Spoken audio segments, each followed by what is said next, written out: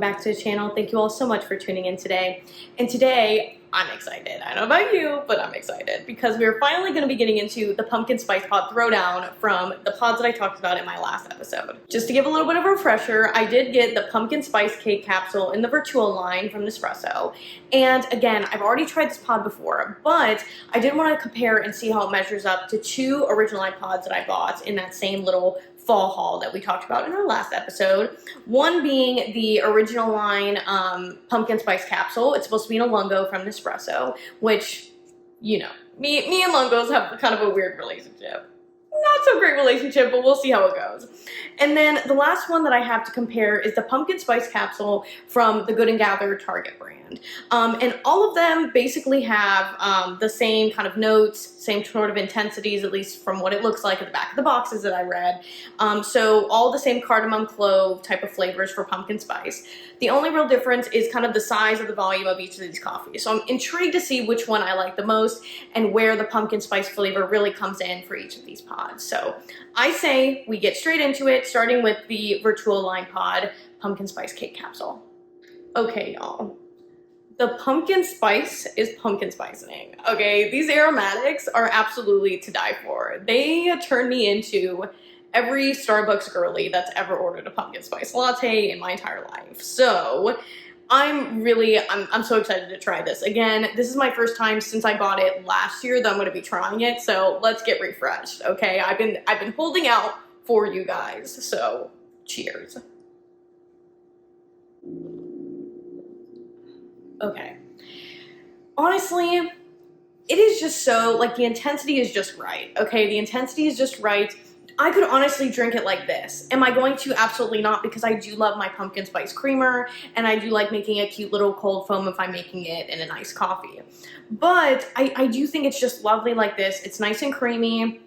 The aromatics kind of help with the flavoring. I don't think the pumpkin spice flavoring is too strong, but I don't think it like completely disappears, so to speak, once I drink it. It's not just the smell, I should say. I know sometimes with these flavored pods, like for example, maybe the vanilla or the caramel pod that we've tasted earlier on this channel, the smell is there, but the taste isn't. And I feel like Nespresso did a really good job trying to seep a little bit of that clove that it almost like smells and tastes like gingerbread a little bit.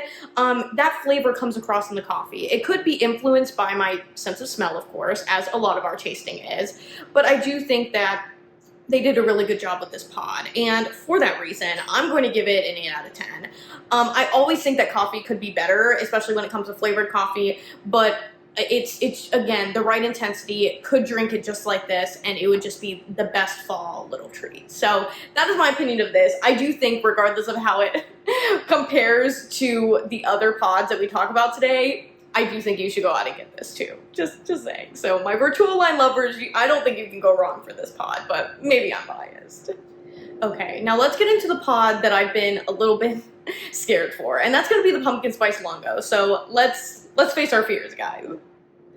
Okay, guys, it is the moment. It is the time for me to face my fears and try this pod. Off the bat, the smell, definitely some aromatics of the spice. I don't think as strong as the Virtual line pod. I immediately, like I was washing a dish in between it brewing, and I could smell it from my sink. Granted, my coffee machine is not that far from my sink, but I do think that overall this just didn't have the same aromatics as the 8-ounce pod did. So take that with a grain of salt, maybe just becoming a little bit nose blind because the scent is now all around my apartment. But even when I get really close, I'm struggling to smell the same amount of like spiciness, that pumpkin spiciness, as the other pod. So again, take that with a grain of salt. But let's give it a try. Wow, that is so different. You know, I think that if I had to get another lungo, it would be this. Do I think it's as easy to drink as the Virtual pod? Not exactly. So for that reason, I think I'm gonna rate it a 7.5. It's very close. It's not, by no means are they exactly the same, which I appreciate that Nespresso did, because it is nice to give different consumers a different experience, right? Depending on the machine that they have and the pods that they buy. Do I think that I would buy this again? maybe, maybe not. I definitely would buy the Vertuo one again. I have no idea if I would buy this one again. I think I need to see how it tastes with my pumpkin pie syrup that I have from Tarani and some of my other like pumpkin-y creamers and flavors to really determine at the end of the season whether I'm going to buy it again or not. However, I do think it is a good pod. I think it's a little bit less balanced in the Vertuo pod in that it's a little bit less creamy, a little bit more acidic, but it's not necessarily a bad thing.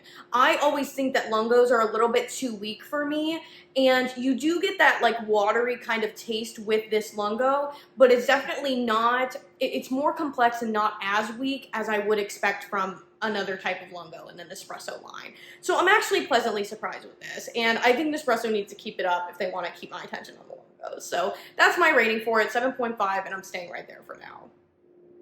Okay, the piece de resistance, guys. I've actually been the most excited to try this because you already know I'm an espresso gal, okay? But I genuinely wanted to see if that pumpkin spice would come in with the espresso because I often find that it's a little bit hard to kind of convey those flavors, of course, with the strong punch that is packed in an espresso pod, okay? So I am going to brew it and we'll give it a sniff and a taste. So I'll give it to the Good & Gather brand. It's actually a really nice crema, okay? Kind of scrumptiously. And in the aromatics, definitely less pumpkin spicy than the other ones. Honestly, in terms of like aromaticity, I would say the 8-ounce one is definitely the most aromatic with the pumpkin spice flavor, then the lungo, then the espresso, if you guys were wondering. But aside from the smell, not really much else different in color or the crema than any other espresso pod versus a holiday pod. So I'm gonna give it a taste.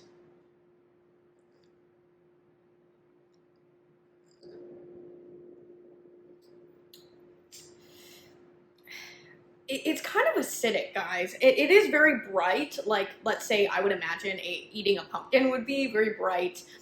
Very, like, I guess fruity in some way, shape, or form, but I don't know. I don't think they did a bad job because I do taste kind of that pumpkin, but out of all of these, surprisingly, it's not my favorite.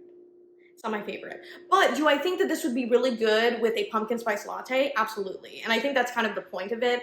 I don't know if I would drink this straight up like this. Definitely would not. I think the only one I would drink straight up would be the 8-ounce one, which I guess says something, I don't know.